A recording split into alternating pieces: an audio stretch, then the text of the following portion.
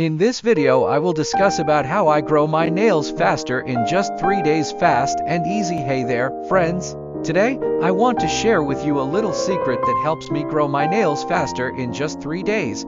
Trust me, you're going to love it. So, here's what I do. Every night before bed, I apply a nail hardener and trim the excess around the edges with a file.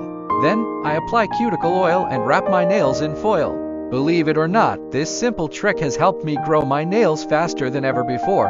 But wait, there's more. To give my nails an extra boost, I use a nail serum that promises results in 5 minutes. Now, let me show you how this miracle trick works. As you can see, my nails have grown quite a bit in just 3 days. And don't worry about breaking them, I'll show you how to strengthen them too. So there you have it, folks. Try this hack and let me know how it works for you in the comments below. Thanks for watching, and don't forget to follow and subscribe for more awesome tips and tricks like this one. See you next time.